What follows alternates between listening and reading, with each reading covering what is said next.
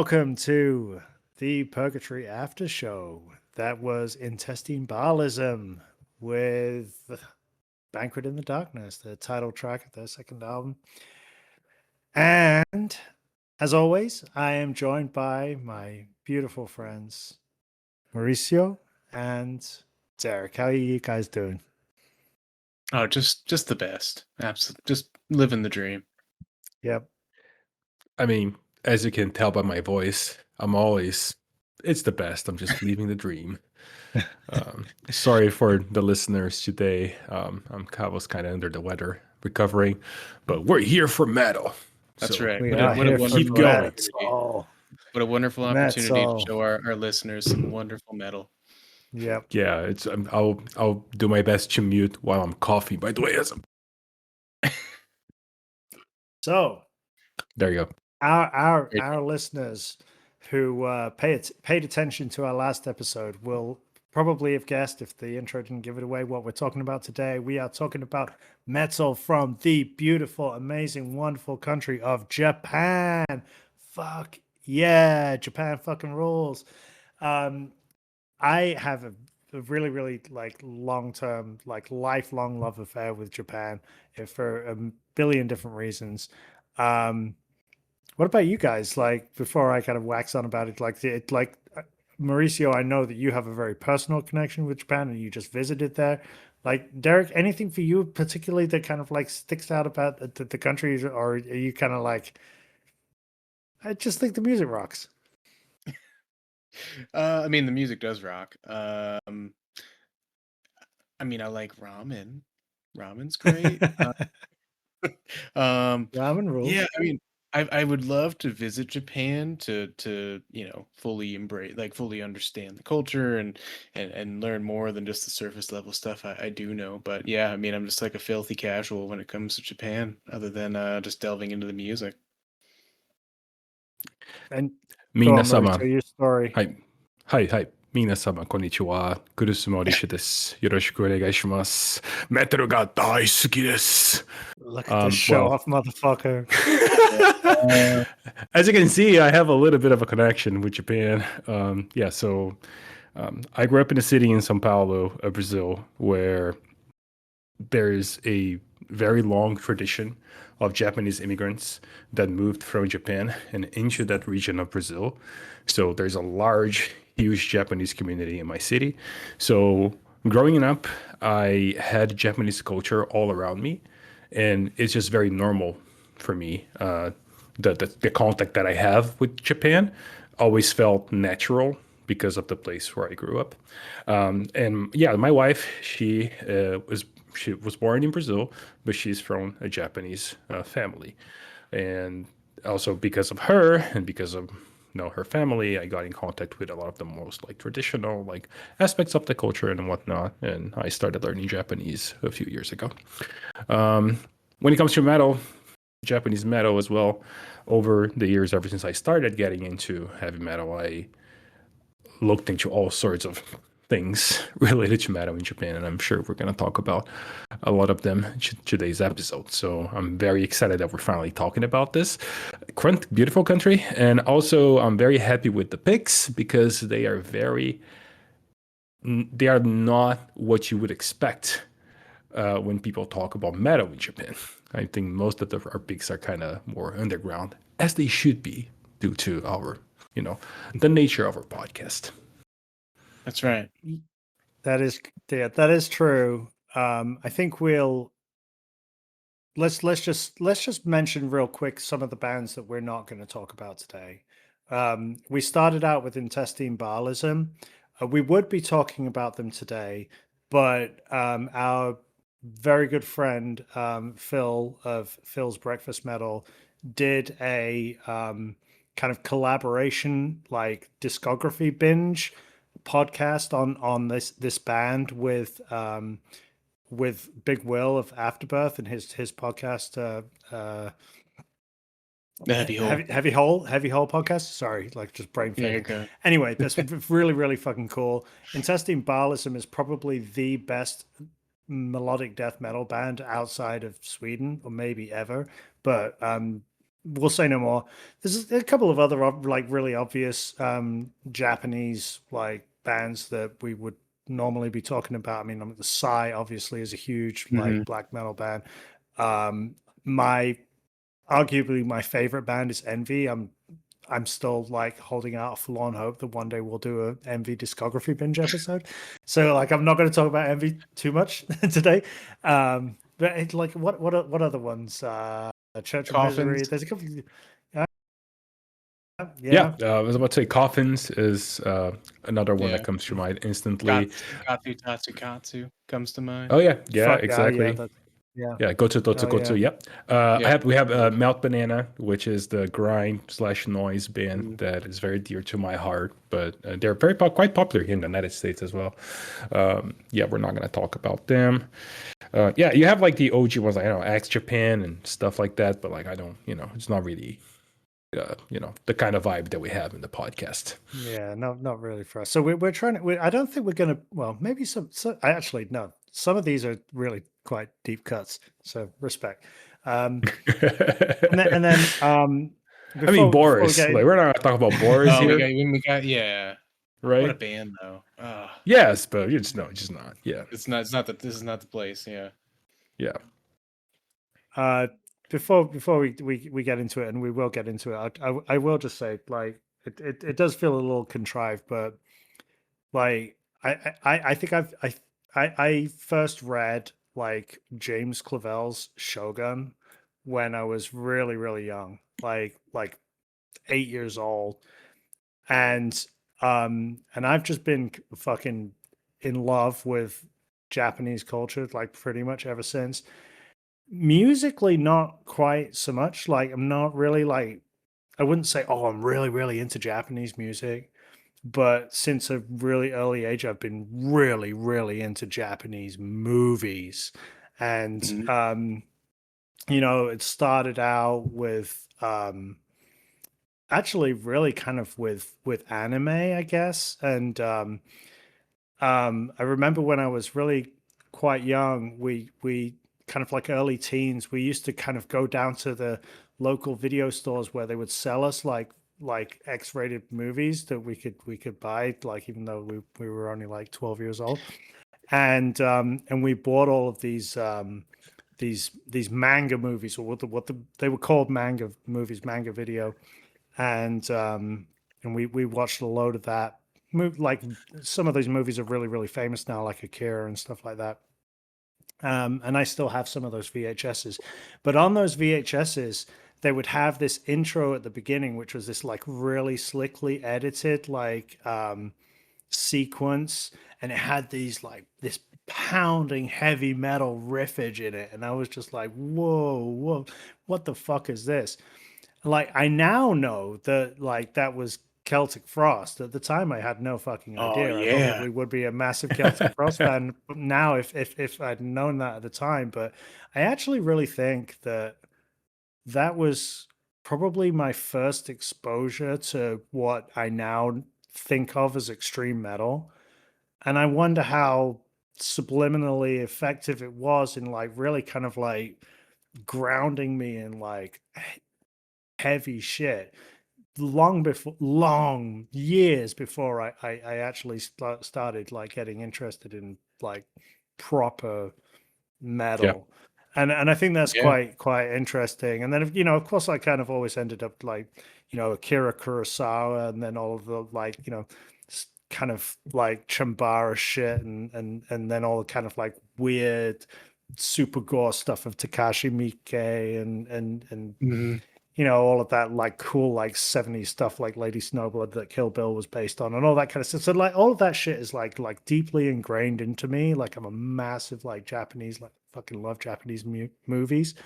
But now I'm going to talk about Japanese metal. Let's fucking do But it. Let's do it. sorry, I also want to share something before we get into the metal, which is you mentioned how the Celtic frosting you got from that particular it's called manga like movies. The intro or something like affected Mm-hmm. you. When I was very young, I want to say like I was like 6 or 7 or something like that. My brother rented a VHS of the beautiful and still one of the best movies animations ever made. It's called Akira. Fuck Yeah. yeah. Right? Fuck yeah. Yeah. And I've watched that when I was super young. If you have not watched that, it is kind of fucked up.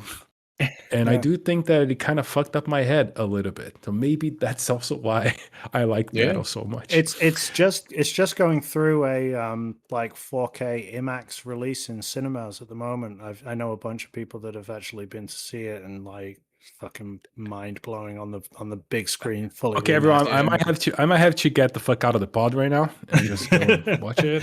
Yeah, well, We're weebs if you here, fi- okay? if you We're find out all- where it is, like We're a weeb house, okay? So, all right, let's talk about metal. let's talk about it. Who wants to go first? Can I talk? Can I just give a little bit of like share a little bit of my knowledge when it comes to Japanese metal before we No. talk about what we're gonna talk about? No, okay, then we can just go No, into the sorry. it's metal in Japan and metal to me has always been like very interesting because I always had this vision that they truly love power metal down there, and most of the things that come out of Japan when it comes to metal is very melodic, and you can see a lot of that stuff in some of their metal movements they went mainstream within Japan. Stuff like Visual K, I think I have mentioned that to you guys before, like bands like Versailles and then Iron Grey and then Gazette and things like that. It's interesting because you mentioned anime whips, and there's so many bands that have anime openings that they sound really metal, but it's almost like analogous to metalcore to my ears, like for my extreme metal ears. So it's not exactly the kind of thing that I like. So I think that the shit that we brought into the beautiful clips that we brought to this pod, right. they will really like show light into a lot of stuff from Japan that people don't really care that much about. But I think that the one thing you need to follow from Japan, if you're into the kind of metal that we are, is the bands that play into this festival called Asakusa Death Fest that happens in Japan every year. And they have crazy good lineups full of really cool underground extreme metal bands. So that would be my number one recommendation for our listeners. Bucket Nice. list. All right. Yeah. All right. So who's going first? Okay. I mean, okay, I'll go first. Nobody Yeah, wants to but say you anything. I'll go first. Whatever. Okay, so let's start. Let's start with. Okay, so for the listeners, the context again, we always prepare clips beforehand. We'll listen together and then we react to the clips during the pod. The clips have weird names sometimes, and we just say the weird name of the clip, and then we talk about which band is in the clip later. So we're gonna go with Mauricio Traditional Grind. So let's do that. 3, All right. 2, 1, go.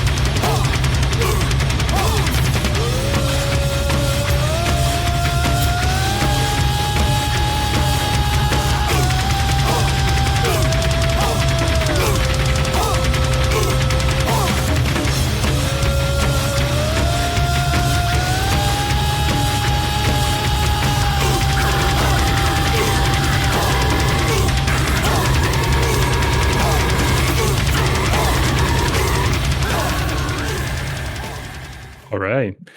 So I call this clip traditional grind because this is anything but traditional when it comes I to see what you grindcore. did there.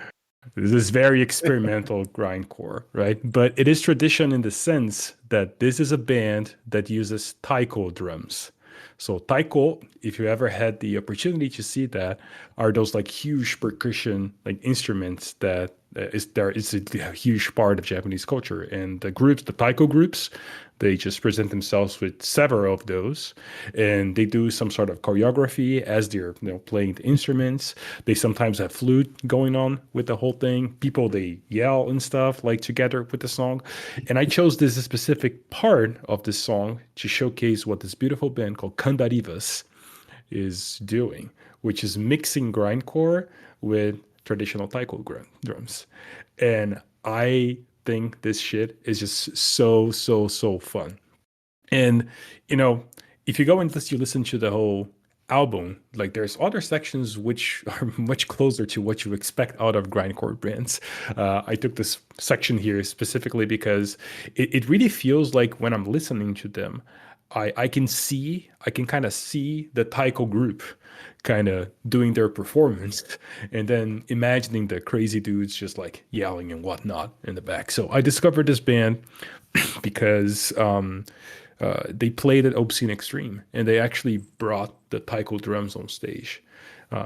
So it's kind of weird that the connection that I made when I saw that for the first time was Slipknot. Okay, hear me out, guys. Don't yell at me yet. But when you see a Slipknot playing on stage, there are two dudes that they're basically not doing anything besides just smashing this huge it looks like drums is something made of like iron or something like that.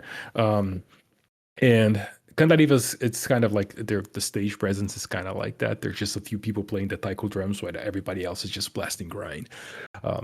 Yeah, it's just like a very original grindcore band that really doesn't get a lot of attention. And I just wanted to showcase this in the pod and also show this to you guys and hopefully, get your guys' attention. What did you think about it? Well, Yeah, go ahead. it's underground when you have to go to YouTube to listen to it because like it's not even on fucking Bandcamp. And so Yep. and there's no song breaks or anything, so you don't know what any of the songs are. But like I went back to your comments after like actually while I was listening to it, like on Discord, and because I was like, what the fuck are these drums? 'Cause I like you just cannot get away from it, right? Like it's just so um like so unique and such a like incredible sound. I was like, what the fuck are these drums? And then I went back. Oh yeah, okay, of course they're taiko drums. That makes perfect sense. But like definitely heard something that I hadn't heard before. But I will say also that like they just did like ever so often they kind of like do some like really kind of like experimental kind of interludes as well that kind of like divert away from like the chaos and the madness, and it's kind of like sort of jazzy and funky kind of stuff like going on in there, and like it's just awesome. Like yeah, really really cool. Never heard of this band obviously, but fucking sick. Thanks for the recommendation. It's awesome. Yeah. I struggled with this one. I think this is the first band I can remember talking about where I'm not like, really stoked about it. I mean, I will say I really appreciate how unique and different and all of that they are. But I really don't like the way it's recorded. I don't the guitars kind of bother me at times. It sounds kind of artificial. Yeah, I don't know. The drums too. I think they're cool. They get distracting for me. I think it's my tism. Don't I think it's just me. I think it's just I'm getting distracted by that and not focusing on the music. Um, so I tried a couple of times, but I think it's just not for me. I think it's just not for me. Which is totally fine. Yeah.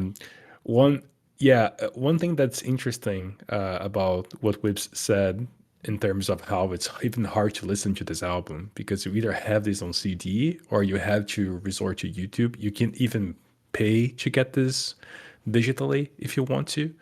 And that's actually a common thing sometimes with metal that comes from Japan. Their distribution system in Japan, at least as far as I know, I've been there a few times, and they're very oriented towards CDs still as a society. So a lot of releases over there, they still come out only on CD.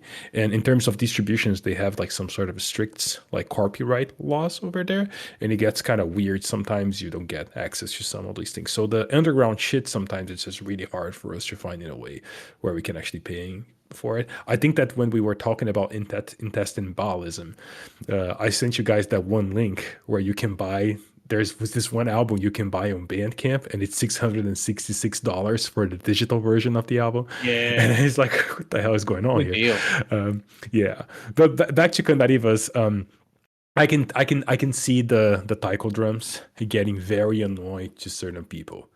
At the same time, though, I would predict that most people that have seen taiko drums and like taiko drums and kind of like metal as well, they will get a kick out of listening to Kandarivas, I think. Yeah.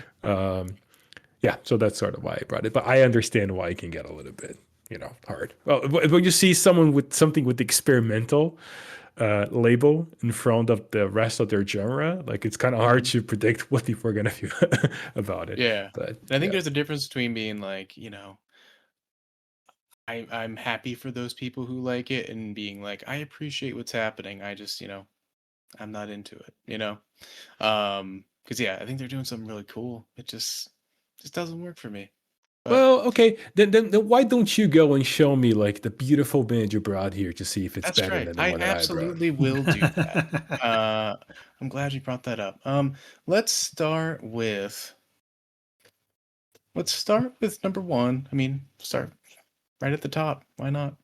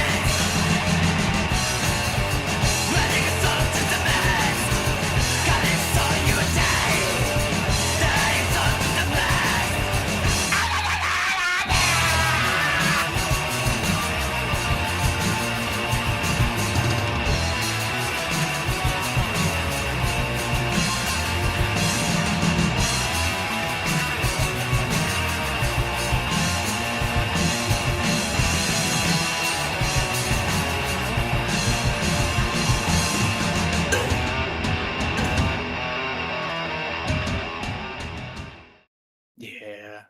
So that was the Very sick. legendary. Yeah, that was the legendary Sabbat, with their 60-minute long song, "The Melody of the Death Mask," from the album The Dwelling. This came out all the way back in 1996. These fellas are from Kawana, Japan. I'm saying that wrong. I know that. But I mean, as you could hear there, just riffs. That's just all over this thing for 60 straight minutes. Um, yeah, I mean, I tried in that clip to capture kind of everything that happens on the album. But that's kind of hard when the album is an hour long. But I mean, they got I like was thinking, how's he going to pick a clip from this? it was so hard. I tried like four different ones, if I'm honest, and I don't even know if I love that one as the one, but like it was good. And no, I mean, this album is so cool in that like I feel like they made an hour long album feel like it wasn't an hour long. Like I had multiple listens through this as I was, getting ready for the episode, and I felt like it just kept kind of flying through, like flying by me. And I feel like they do that by not making it kind of one note the whole time. There's leads, there's riffs obviously everywhere. There's, really cool instrumental passages. Yeah, I think it's a really cool album. Classic in my mind in the black thrash kind of realm. Um, and yeah, I just love this band, love this album. If you love this, you should check out this album, obviously, but also their first three albums, which they call the Trinity or the Trilogy, whichever. Really great stuff. So, but what did you guys think? Well, and the Um, vocals as well, man. The fucking Yeah. vocals are fucked. Mm-hmm.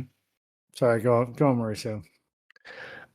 um, it's quite funny, I was joking. Yeah, show me the band. If your band is better than mine, and you had to just choose the absolutely metal legends that Sabbath are. It's not A Sabbath, big it's fan, dude. Sabbat. Sabbat. That's on me. Funny story. First time I saw this band, I was still in Brazil. I didn't know English as my English was not as good as it is right now. And I was like, wait, is this like some sort of Black Sabbath knockoff or something? And then I didn't just say Black Sabbath, it was Black Sabbath back then for me. So they're kind of similar in terms of sound. And then I hit play, I was like, what in the hell is happening here? Which is kind of the vibe, I would say. Dude, this album, I think it's my favorite, like Sabbath album, like The Dwelling. It's, Mm-hmm. it's, it's ridiculous. I remember the first time I hit play on this, I thought that I was scammed in a way. I didn't see that it was just one song, 60 minutes long. And I was like, where's the rest of the album? Where is it? So every time I hit play on this thing, to me, it's analogous to start listening to an audiobook because I'm gonna go in for a journey. You know what I mean? Oh That's yeah. how I feel. Um, and again, the I really like. I was waiting for the yeah like scream because that's very Had to Sabbat. I was include it. like, you Right. had to put this into the clip Yeah. because if you want to know what this band is about, and the face that the singer makes as he's making that sound is exactly what you are imagining if you have ever had the opportunity to see them live.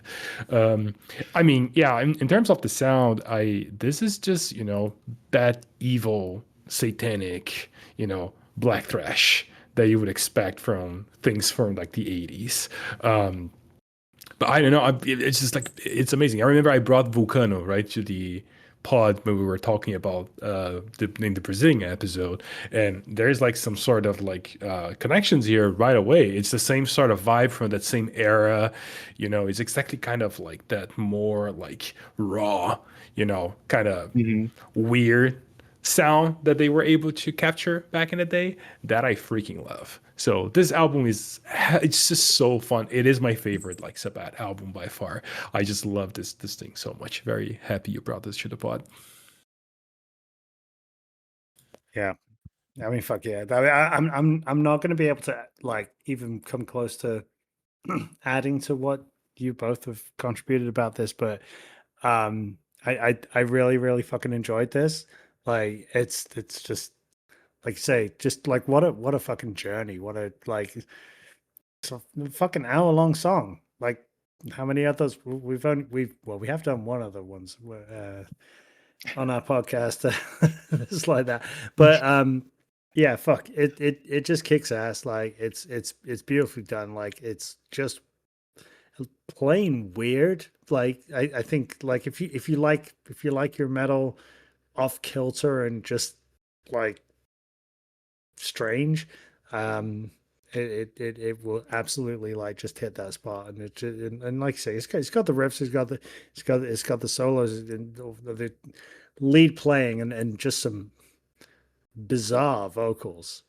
Mm-hmm. And yeah, I loved it. I thought it was really creative and strange and out there, and feels like they're doing things they're very very much their own way, and it's quite unique. I loved it. Hell yeah. I love that. Nice. Yeah. All right. And now for something completely different. Oh, cool. How many times do you think I have said that in the podcast so far, Whips? Well, Everybody's I favorite don't know. game. Is it going to be black metal? Yes, it is. I Let's wonder. do Okay. Whips number 3. Okay, 3, All right. 2, 1, go.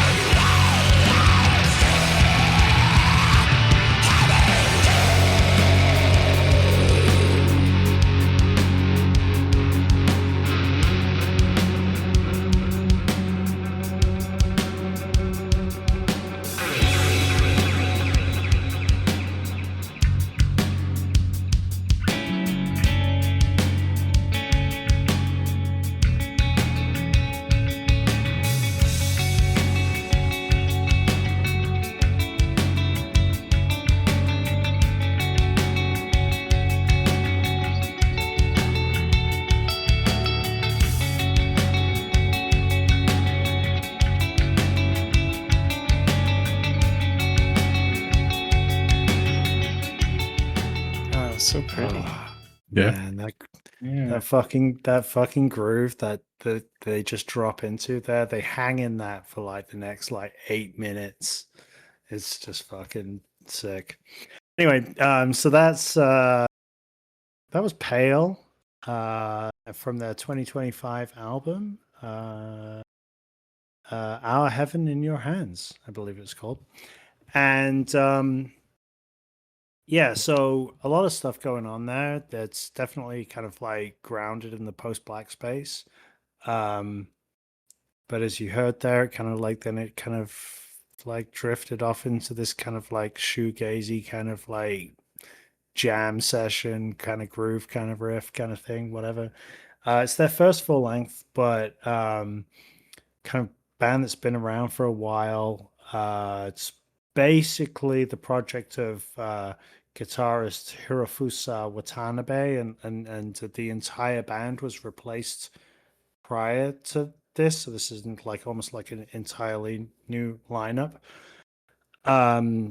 You get a lot from my guy Nick Niik, who's the vocalist. So you got this. Well, we heard in that clip, we had some like kind of really kind of like death heaven-y screams, and I think I'd kind of like probably say, what do they sound like?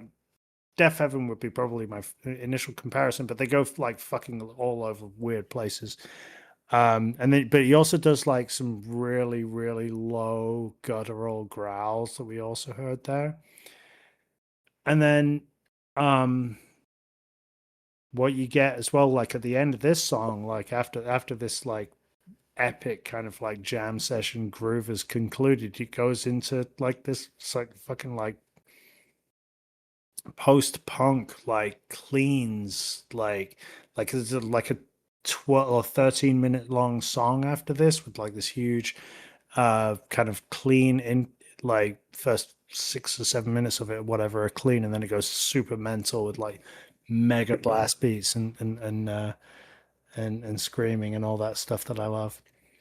Anyway, it's just like absolutely all over the place. It's 2025. I didn't find out about it until earlier in this year. It definitely would have been very high on my list last year.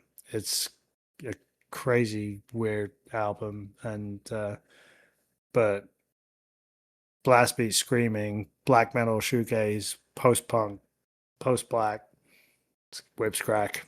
That's my shit. Yeah, my first note again. I'm an easy sell. I'm an easy mark. My first note again is this is a very Whibs pick. But no, this is a cool album. I think I do like how varied it is. There's a lot. There's even like I don't know if it's hardcore kind of stuff I pick up on as I'm Yeah, listening to definitely it. some post-hardcore in there. Quite a Yeah. lot of it. Yeah. But also some noise stuff, which is pretty cool to hear. I don't feel like I I don't normally hear hate that. that, but Yeah. I kind of like I'm cool with it here. And even Yeah. I picked up on the outros of a lot of the songs. Probably like half of it, I remember thinking it's a very explosions in the sky. If people are familiar with explosions in the sky, big crescendo-y kind of instrumental band. No, very cool album. I will say the middle song, what is it called? I wrote it down because I disliked it a lot. Oh, is that the one Transparent. with the cleans? Almost. Oh man, the cleans. Oh, the cleans. That's the only song I was like, I need to skip this because I tried a couple of times and I was like, I need to get to the part where they get to the black metal. As soon as the black metal comes around, I'm all good. I'm all good. But yeah, no. If they just got rid of that part, this is like an 8 out of 10, 9 out of 10 album.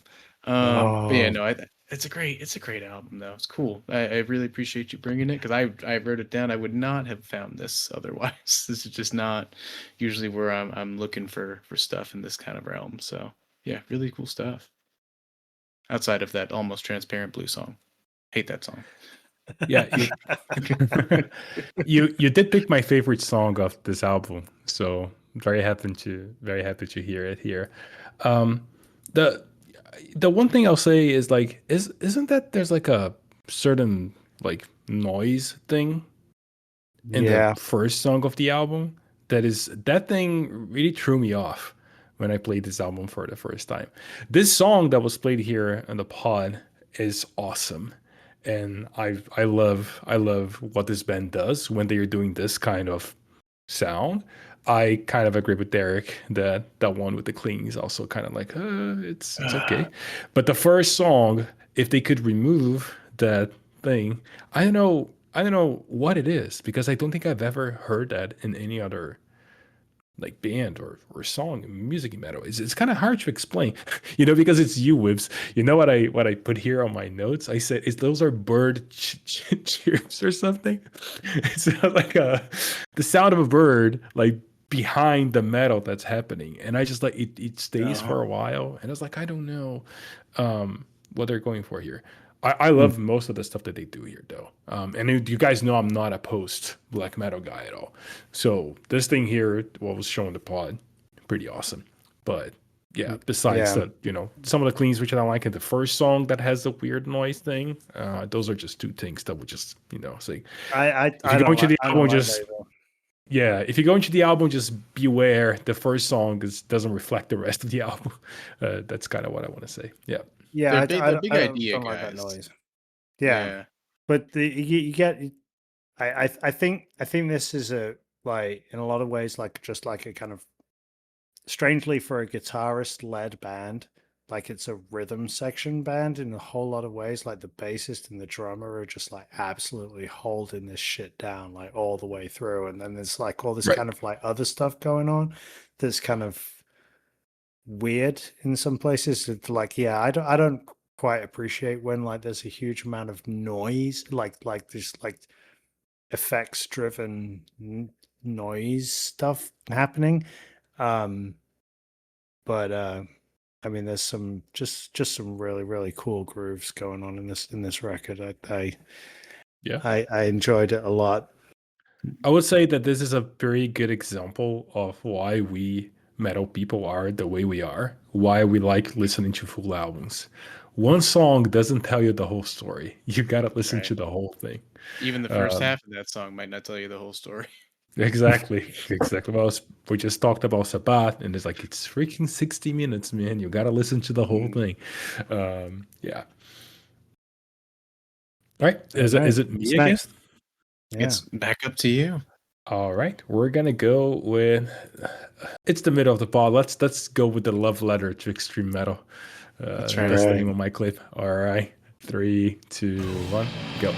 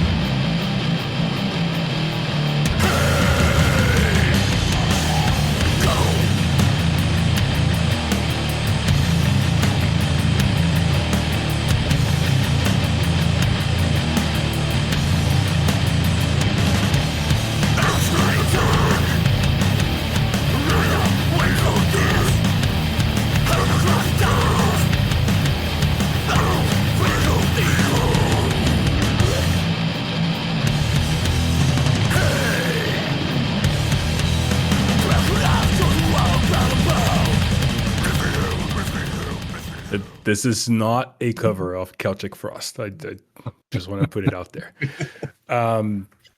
This is the beautiful Butcher ABC, a legendary, it's gore grind band from Tokyo, Japan. They're very well known in grindcore circles.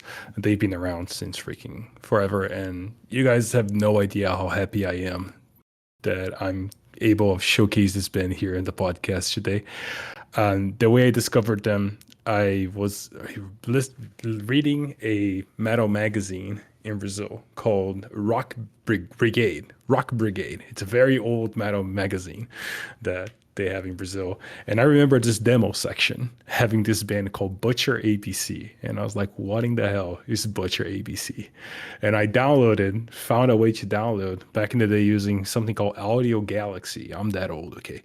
And I downloaded the fucking demo and listened to it, and I hated it. I remember I fucking hated it because I wasn't prepared for it. At that time, I was just listening to other stuff, and it was just true, like very, very. Imagine a grindcore demo. It's exactly what it sounded like, and I was like, I don't like this at all. And then over the years, I kind of always like see them, like not always, but like I would see them like here and there sometimes, and I just start hit and play. And then one day I came across their full length, which is called North of Hell, which is and we just played a song from that album. The song, it's called Death in Hell. But if you go and you look for this album out there, or if you see the cover art of our podcast, you're instantly recognize where the art is coming from. It's Top of Heaven from Slayer, and there's nods to all sorts of different really important songs in extreme metal all across this album. You will hear a little bit of Bow Thrower. You're gonna hear some things that are coming from Napalm Death. You're gonna hear a little bit of Morbid Angel here and there. And the song we just saw, if you just hit play on Into the Crypts of Rays from Celtic Frost's Morbid Tales, you're instantly gonna say, oh, that's Wow, where I this riff hadn't comes from. That is That's exactly where what the it is. riff comes from. Yep.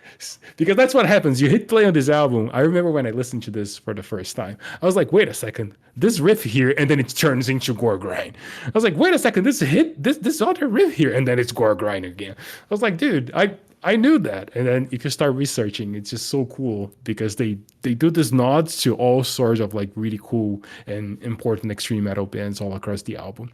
So it's just really fun, like all around. And they are a very important band in the Japanese scene. They've been around since forever. And I just love them. They have a lot of they are a grindcore band. So if you want to follow what they've done, it's a lot of splits. It's a lot of like, demos here and there. You can find a lot of their live shows and stuff on YouTube. Not a lot. There's a few of them.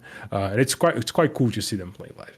But yeah, what did you guys think? I thought that this one would at least bring a smile to your faces. So I'm curious to see what you guys. Yeah, it's so fucked up. You just mentioned that Celtic Frost riff because I was like, God, that's exactly what it is. And I had so many moments like that as I was listening to this album. Because there was one riff I can't remember what song it was, but I was like, I know this riff. There's know what it is. Thrower World Eater in there. That's what it is. That's what it was. That's what I was just about to say. Yeah. I was just about to say, yeah. I was agonizing over it, and then I listened to Bolt Thrower for a little bit, and I was like, oh, there it is. It's World Eater. But yeah, I mean, also there was I can't quite pick out songs, but like I felt like there was some Napalm Death in there.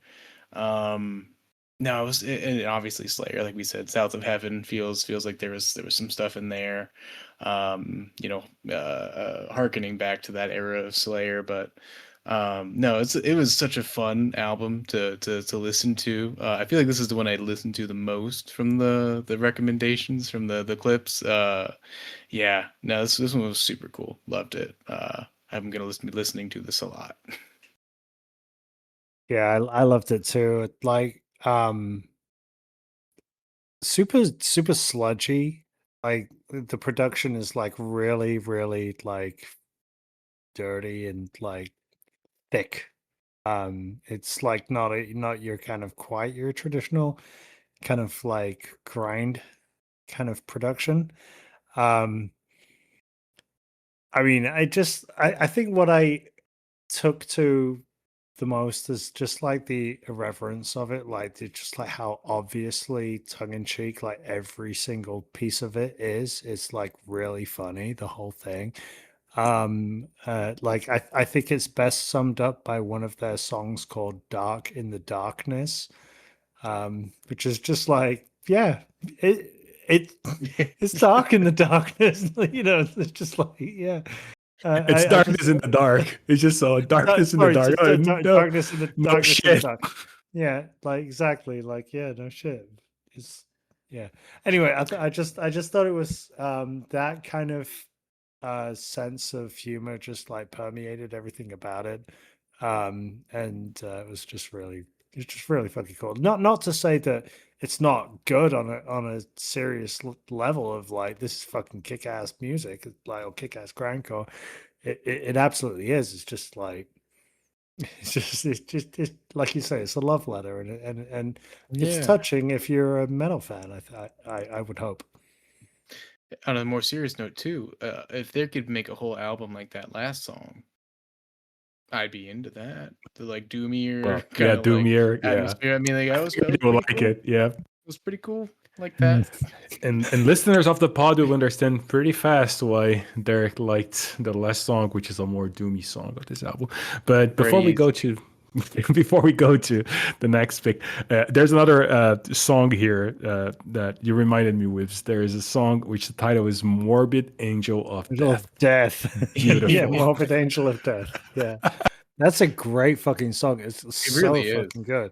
But like the song track, the song title, you're just like, yep, I love those Yeah. bands. So if you're So a yeah, metalhead, we're all on the yeah, same yeah. page. This is If you great. just want to have fun, if you want to laugh and just have a smile on your face, just go listen to this album. You're gonna have a good time. All right. Yeah. Well, I did just mention Doom. Oh, So is yeah, that we're where gonna we're going? Yeah, it was it's coming. that time. It's that time. So you know which one we're picking. So we'll just start Yeah. now.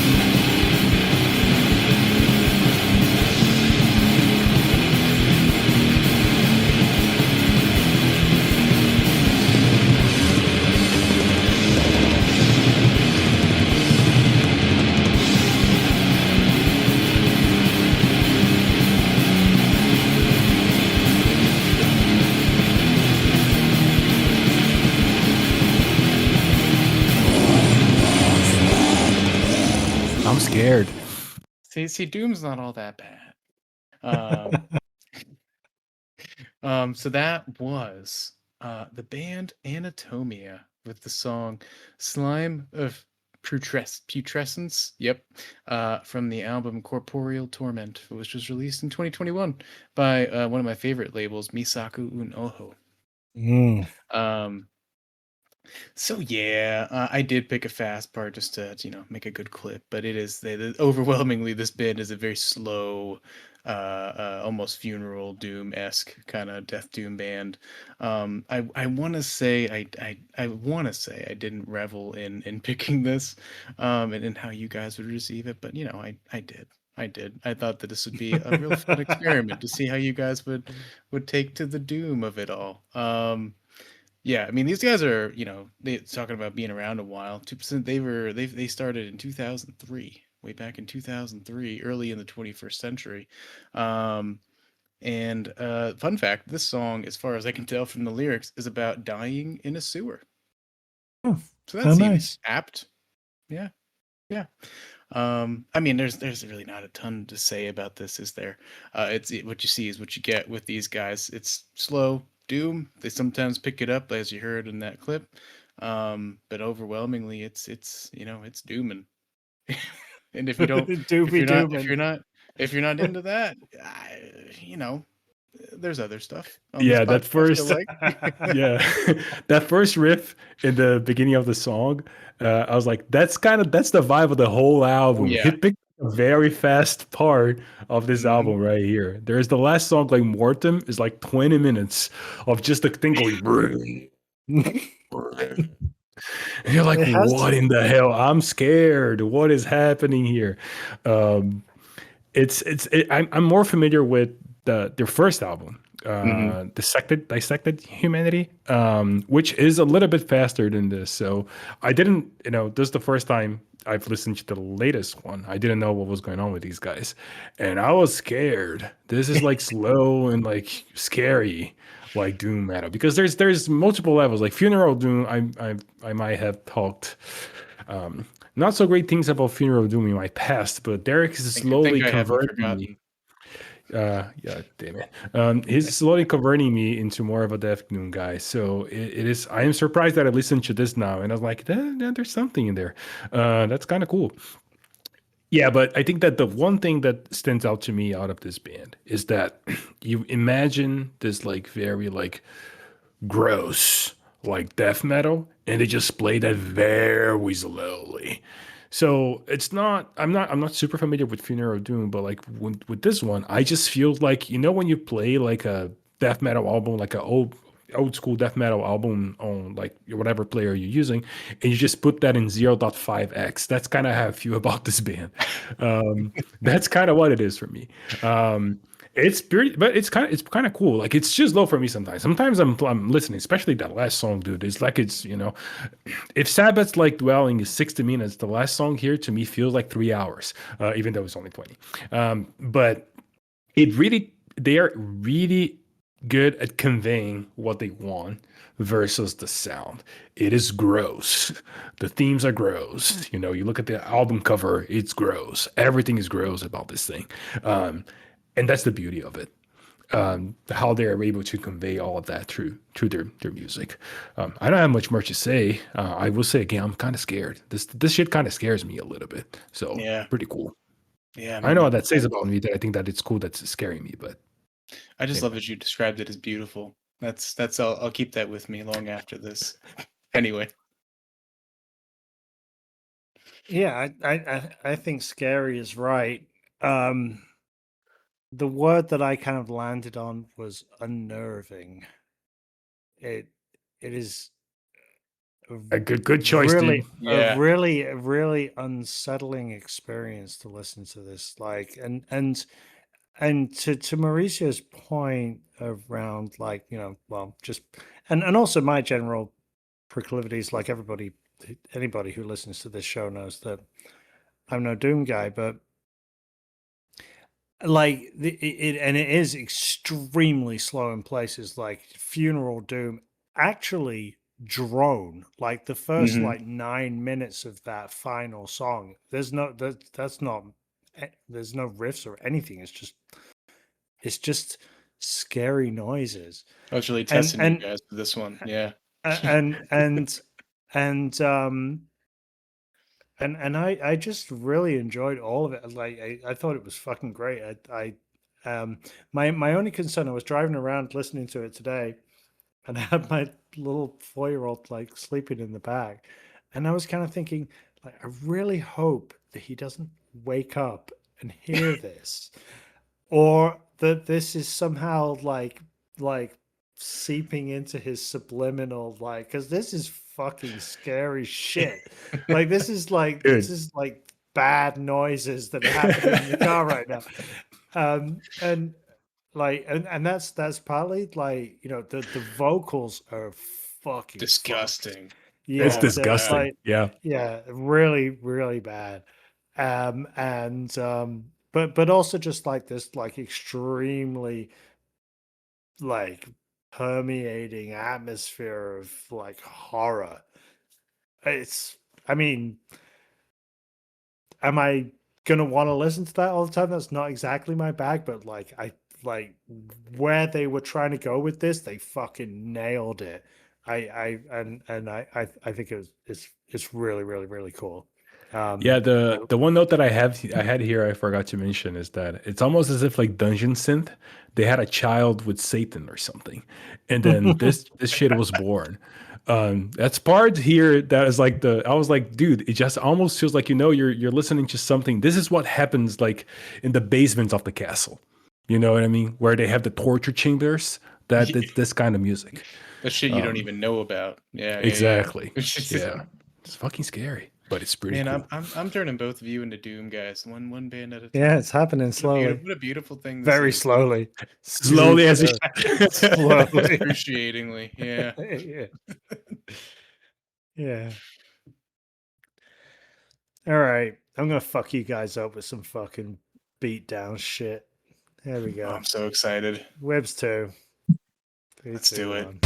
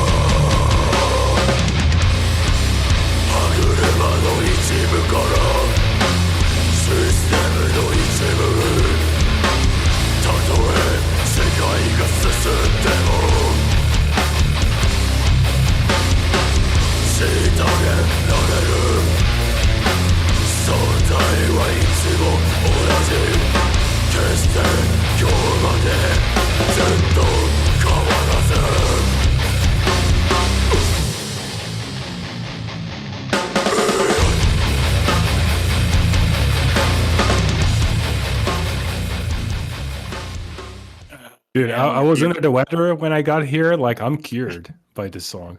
we're back. I'm cured. Yep. Whenever you arrange furniture in this room. Yeah, right.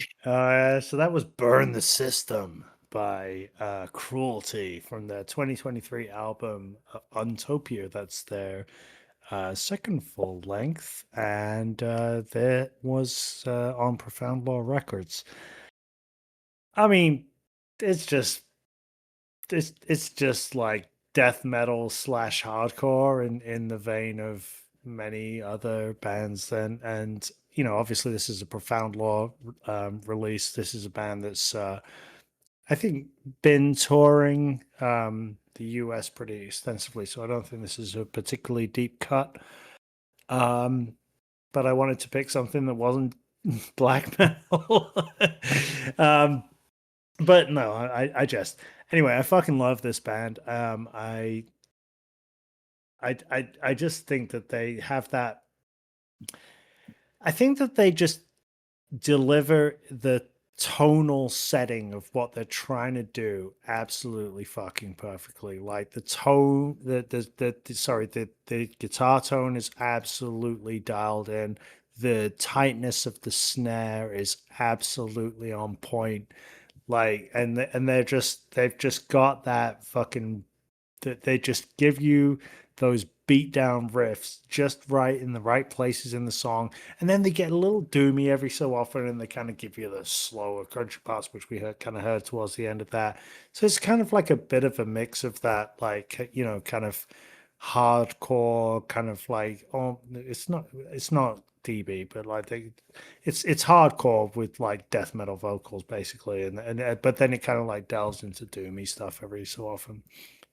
Anyway, I don't think that they're doing anything particularly amazingly original or anything like that, but I just think I feel like the you know the fact that they're on kind of profound lore and you know, getting that kind of global recognition, I think really is more of a kind of reflection of they're just really fucking good at what they do.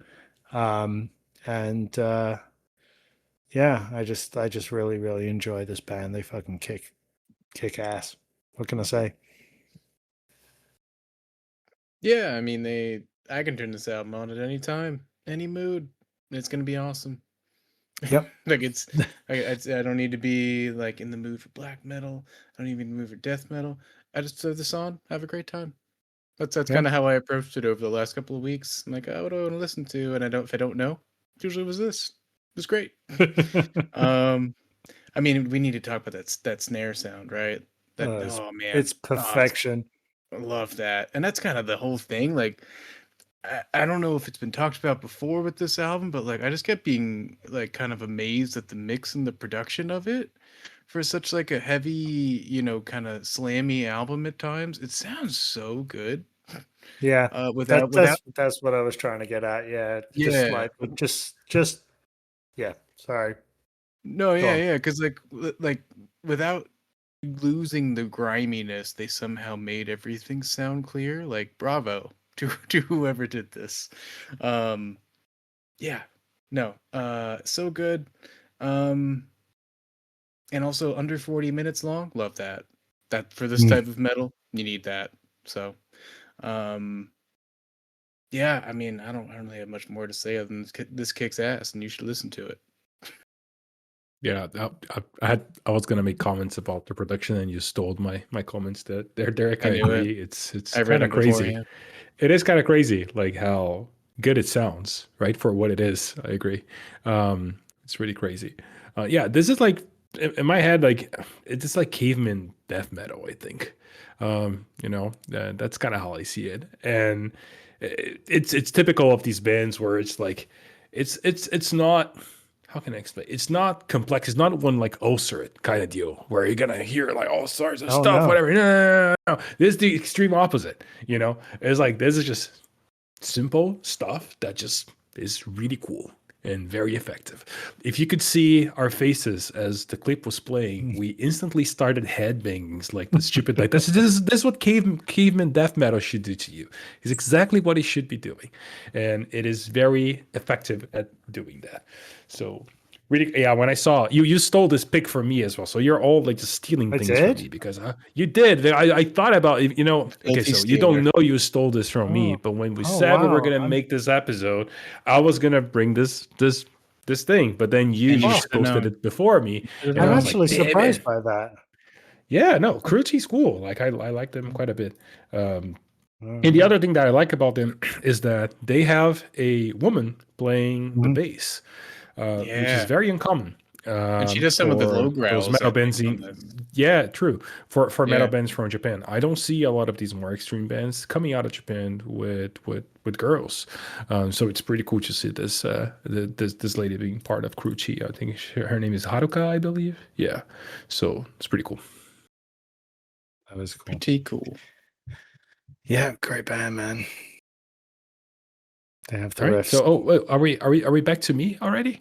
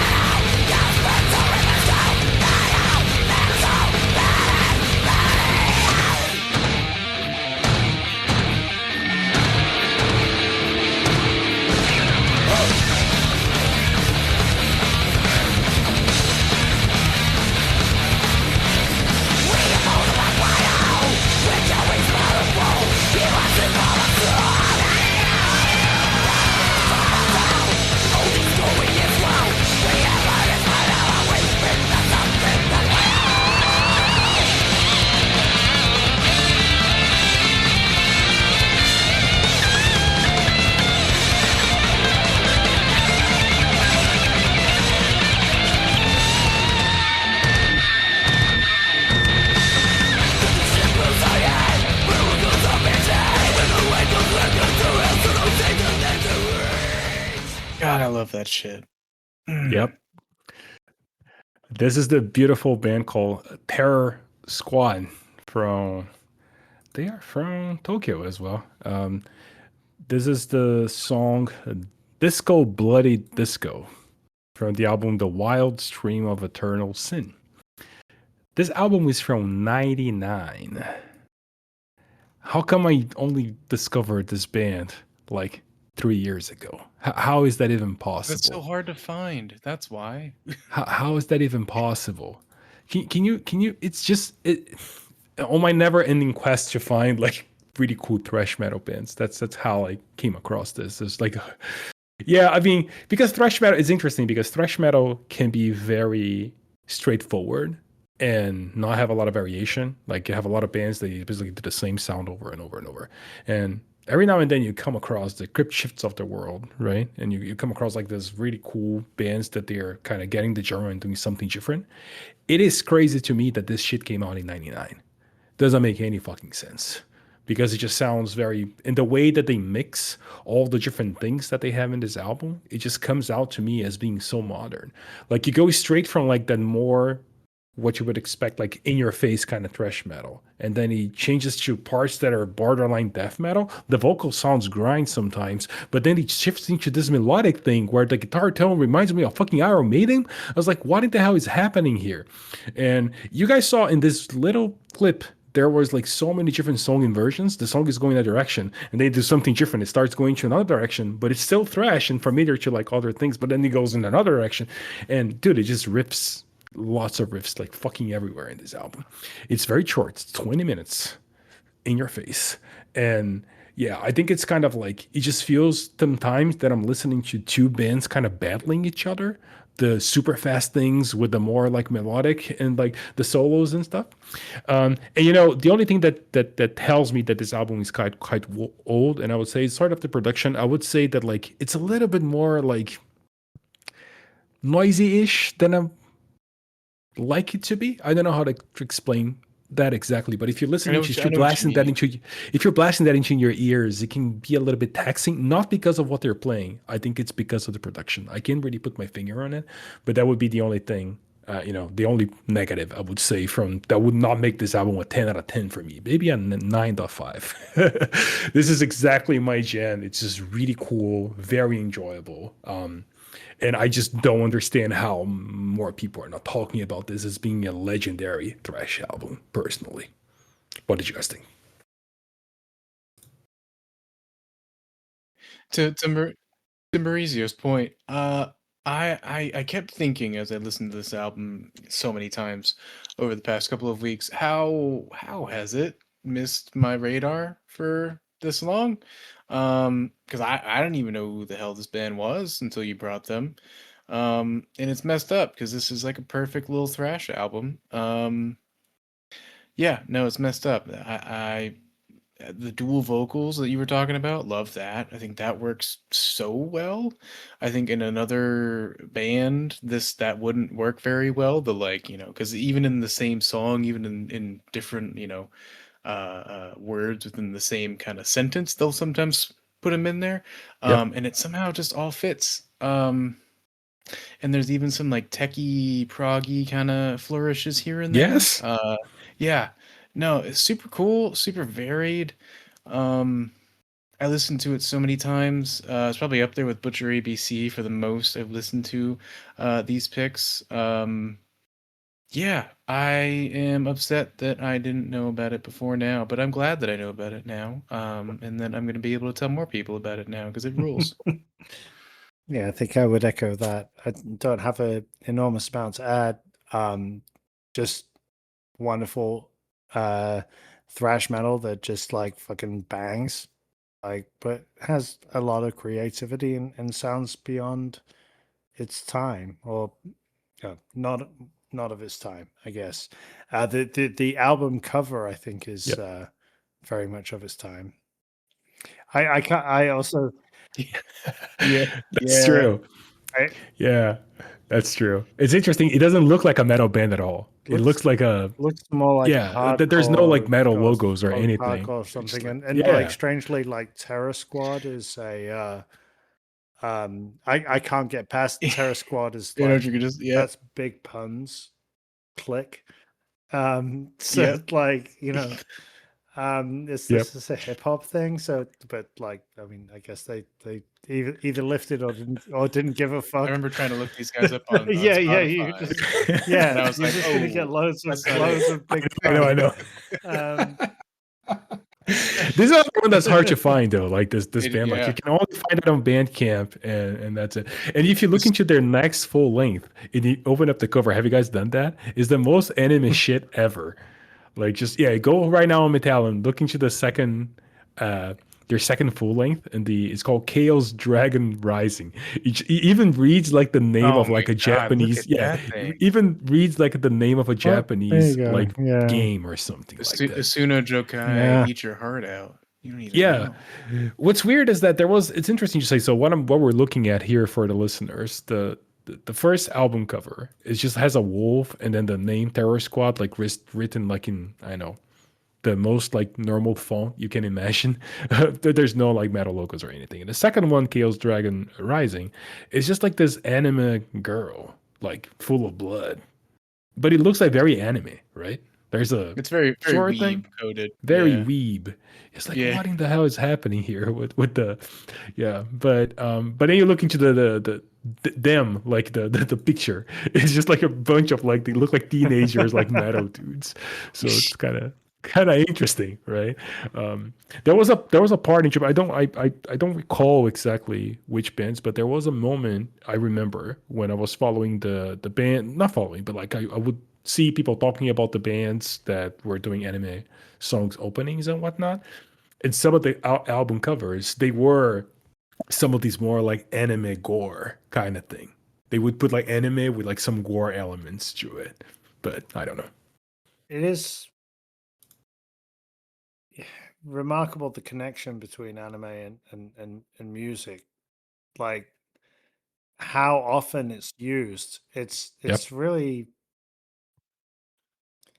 I don't think because like like I'm English, right? So like I don't like we don't have an English art form that's quintessentially English that we could connect to our music in any kind of way. Yep. And well, frankly, I don't think I would want to because Englishness is quintessentially uncool. But like Don't like say that. but then look There at goes me our with listeners in like the all of UK. my kind of like Ah. Japanese cultural appropriation of like Japanese like Japaneseness is cool, like so it's okay with like for like Japanese bands to kind of like leverage their own cultural artistic stuff. It is a bit of a kind of like weird thing that like we don't Yeah. have and that they do a lot. I would argue most countries don't No. have that, right? Like No. most countries don't have that. Like it's very unique. Not unique. Like there's others. Like but like anime is a very Japanese thing. I don't think there's a lot of countries in the world that can do that with this sort of like art form, like Japan does with Mm. anime. It's freaking everywhere over there. Like you're walking the streets. There's a fucking like tea ad on TV, and sometimes it's anime. Yeah. You know what I mean? Yeah. Like it's just Now everywhere. we have anime ads And you for said fucking like dementia drugs and shit like on our fucking yeah, I know which one you're right. talking about. Yeah. Yeah. That fucking commercial pisses me the fuck Man, what a off. dystopian Yeah. sentence that was. oh, and there's something else I want to touch on. You mentioned like the Japaneseness and all of that. We briefly discussed this before coming into the pod. How there's also this other thing that I dislike, which is like there's this bias towards everything that comes out of Japan is really good. There's people that are just kind of like that, and I also think that's bullshit. There's plenty of stuff in there that is not cool. As if they're humans just like us. So every society, every country is going to do things that are kind of like weird and whatnot. But I think my I don't know where I was going with this. I just wanted to put it out there. yeah, again, like it's so difficult to kind of like talk about these things without kind of like generalizing in tropey kind of ways. But like Yeah. my experience of having gone to Japan was that like and there's a whole lot of stuff that they've like taken into their culture from America, particularly, obviously, in a very enforced way, like baseball, for example. Like baseball is played in Japan because MacArthur, well, we bombed the fuck out of them. We took over their country and like we've like stayed there for 20 years and like enforced our culture over, imposed our the Americans imposed the culture over them. So stuff like that is there.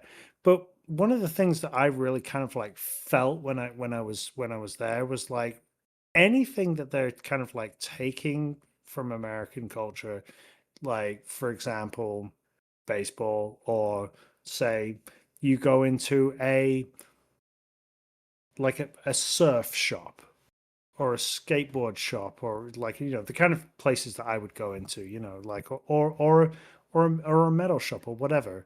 Like you go into that in Tokyo, it's going to be the best one you ever went into in your life, because whatever they take, they Mhm. they seem to kind of like take it and then just dial it up to 11 and perfect it.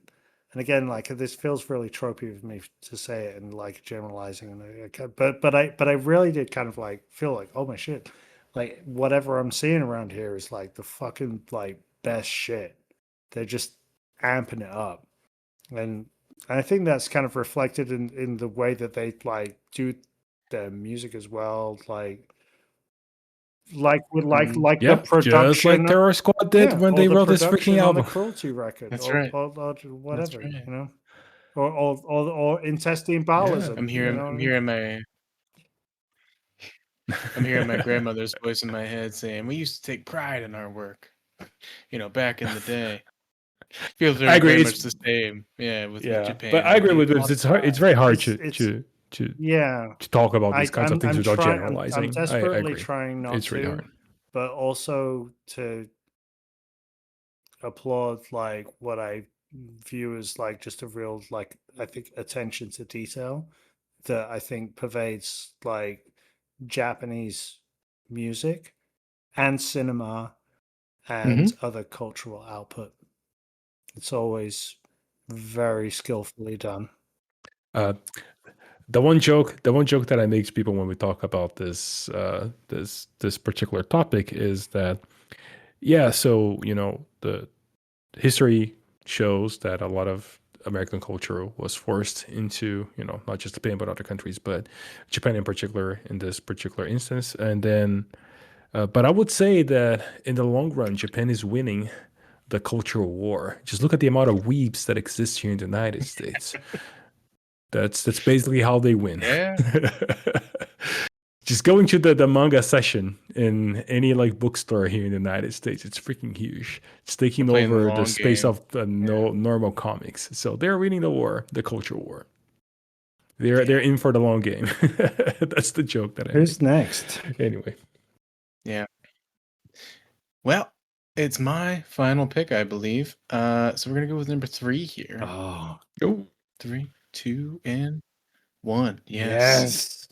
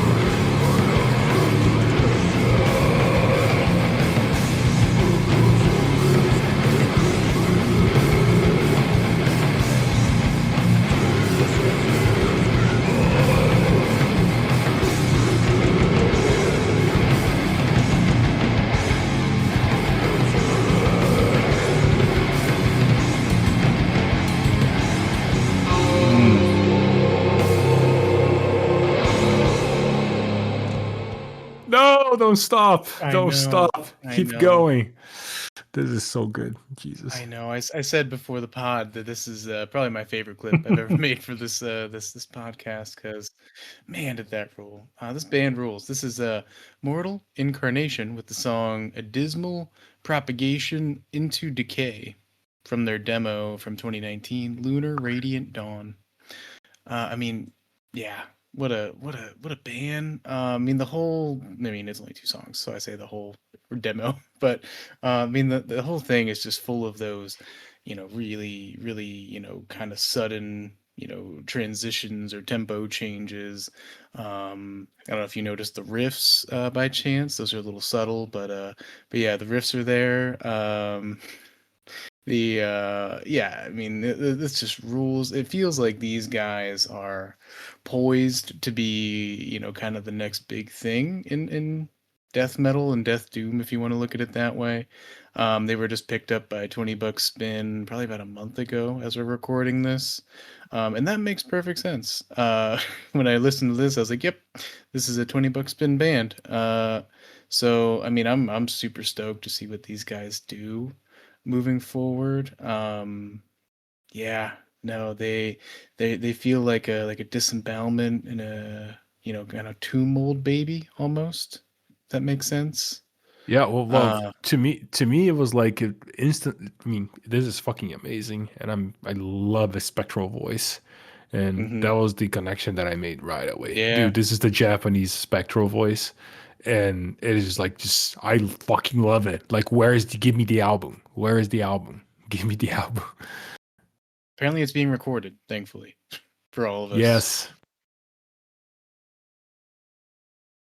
But yeah, so did you guys hate it? Did you I like mean, I it? obviously hate it. I obviously did not like this. It's not my Damn. thing. No. Dude, this is like fucking amazing, man. It's Yeah. just so cool. Just so cool. It's exactly the same like formula, not exact formula, but like it's pretty close to what Spectral Voids does, where you have this mix of these very more ambient kind of like theme kind of building up to this part where it just goes into that death metal that is similar to what we just listened to here in this clip. I like everything about this, the guitar tone, the vocals. I like all the, you know, the weirdness of it. Mhm. It's just something that I love. So this is freaking awesome, dude. I did not know of them before you. What? Oh, really? I think I did not know. No, I did not know. I think I I'm don't. I so didn't. I happy didn't. that you know about them now. And now I'm just super hyped. I was like, dude, and this came out a while ago, right? This demo is 2019. from 2019, and I was like, Mhm. how? Yeah, it's a demo, so I didn't pay attention to it, and then I'm just like, what in the hell? This is great. Freaking Yeah. loved it. Like the best sounding demo Mm. that's ever been released. Yeah, Now that I think probably. This about is it, like yeah, what the fuck? like, Yeah, it's awesome, dude. Oh god, what do Really you no, good. think, I Lips? fucking love this. Like, is this Death Doom, Derek? Because this is Yeah. probably my favorite Death Doom band. If it is, like, I mean, like, I just I was obsessed with this demo when it came out, and then they did that split with Bedsore, which is absolute With fucking Bedsore, amazing. That was yeah. my EP of the Oh, I year. forgot It about was that. back in 2022. That is, I have it on vinyl. I listen to it a lot. I love it. It's amazing. Yeah, they're yeah. I it's funny. Like Mauricio, you keep saying Spectral Law. Like I think I probably lean a little bit more Blood Incantation, but it's the same personnel. Like, Yeah. but like not Got it. you know like, but like yes, Doomia. Star Yeah, Spawn ish. They're like Yeah.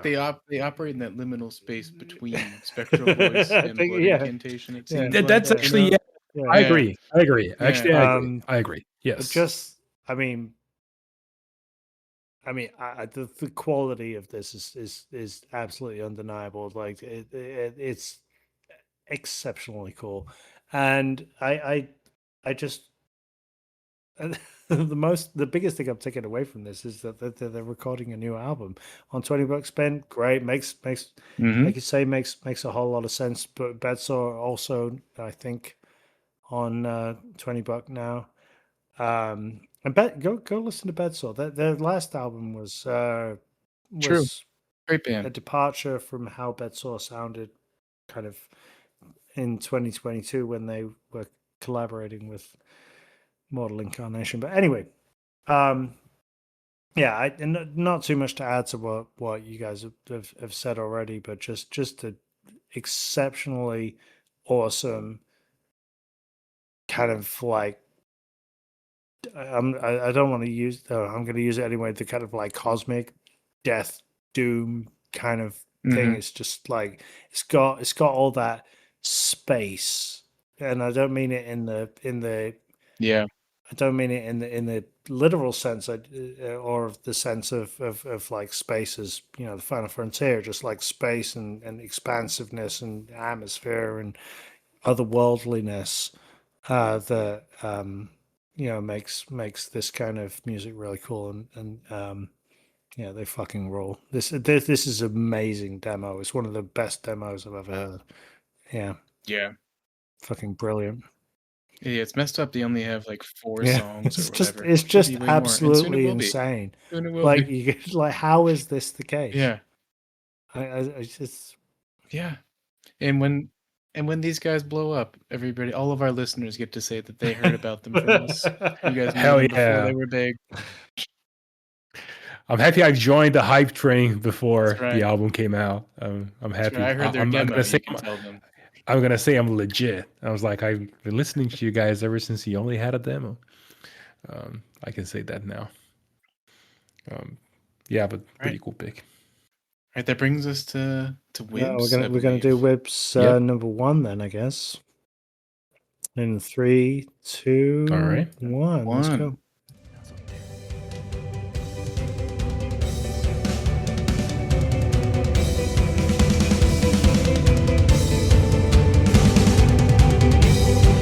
夜風の中時がかけてゆく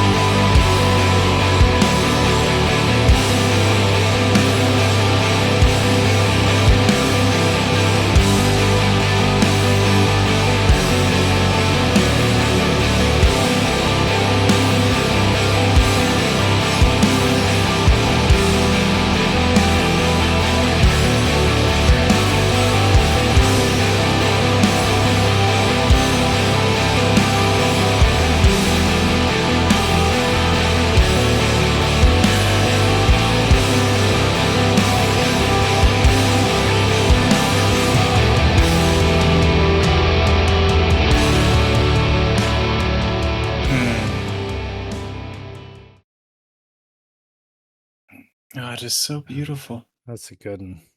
That's a good one. It's lovely. But before you go, can I ask a question? Did you do this on purpose, Yeah, Whips? yep. The Pale album is called "Our Yeah. Hearts in Your Heaven," and then the name of this band is "Heaven in Her Arms." Was that I on was getting purpose? pretty confused. Yeah. It's, Yeah. I was getting it's very slight, it's confused for a slight while. coincidence. Yeah. And for the nerds, "Heaven in Your Arms" is a song by Converge. Yep. Off Jane So Doe. people like Converge. Um, So yeah, so that was Heaven in Your Arms. That was a little piece from the song Turbid Fog. The album is White Halo. It came out, when the fuck did it come out? I don't know, like 2020 or something like that. Anyway, um obviously, well, at least to me, obviously the primary influence here is Envy. So Envy is like the legendary post-hardcore band from Japan. Like Heaven in Your Arms is not just influenced by Converge; they're influenced by Envy. But I'd call them like Envy, like with more metal, and more kind of like a little bit more kind of like um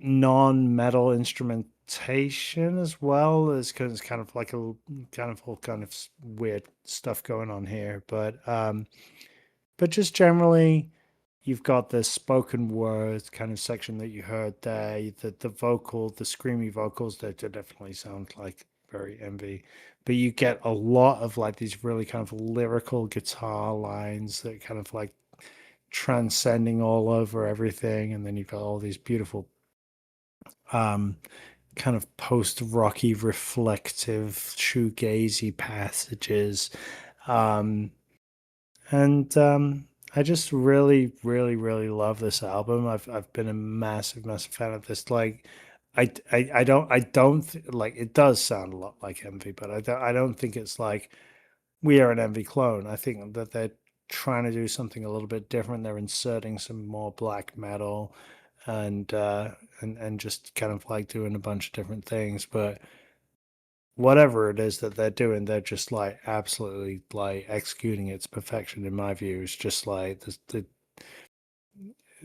production, the songwriting, and the playing is especially by the rhythm section. The drumming is really nice. Bass playing is like when it kind of like they allow it to kind of breathe through, is just really present. um it's just a beautiful album. So the album was White Halo. I think they only did two, and we've been waiting for a really long time, like 7 years now, for another one. They did a single, like I think in 2025, maybe 2024, to kind of like hint at a new album, and then it hasn't arrived. But I wish they would. Anyway, what do you guys think? Maybe one day. No, I appreciate you for many things, Whips, but especially for bringing screamo stuff to my attention because I do like it whenever I hear it, but I just don't look for it for whatever reason. And this is a great example because I did really like this album. It did take a little bit to grow on me. Like I remember listening to it initially and being like, eh, you know. But I think that's also a result of me listening to music in my car a lot more because I have a long commute now, and so that's where I listen to a lot of my music is kind of on my commute. And so when I listen to it on like headphones, I was like, oh, this is the way it's supposed to be listened to. Okay, cool. Um, but yeah, no, it's really great. I think they do a great job of balancing the like ethereal kind of like pretty parts with the black metal without it feeling like a good cop, bad cop kind of, or and maybe in another way just kind of like disjointed. Um, I did also, as I was looking around and looking up this album, I did see that Angry Metal Guy gave this a Fuck 1.5 that out of guy. 5, which I thought You was can very get the funny. fuck out of I here. was like, what? Um, It's but it's yeah, I just also thought that was funny. Heaven in Your Arms are not on Metal Archives. I just discovered, which is Not metal actually not that enough. Damn. surprising, but they are metal enough to be on the Purgatory Aftershow. So fuck you, Metal Archives, and That's fuck right. you, Angry Metal Guy. Um, but anyway, That's right. That's right. as you were saying. No, the only other thing I would add is Who's really angry here? The guy or you? We're Like, No, fine. we're We're all happy. good. But no. Yeah, no, we're talking about yeah. I mean, it's so the only thing I would add is, um, there was like a Swedish death For metal sure. section that I really Yeah. thought was cool. Yeah, I can't remember what song it was. It's kind of towards the back half, but I was like, "Oh, that's fun." It kind of reminded me almost of like a Tribulation kind of riff, if you even know the band hmm Tribulation. Yeah, I'm not sure Um, which riff you're yeah, referring to exactly, no, but like there's definitely a lot of kind of like really kind of expansive guitar sweepy kind of riffage that like floats over the hmm top of like this big kind of like rhythm section stuff that yeah, reminds I think yeah Tribulation do that a lot um and I could certainly see that. yeah. But to your point about it being different from Envy, I felt like I was like, "Oh yeah, their influences and what they're bringing to the album feels very different from how Envy approach things Mhm. sometimes."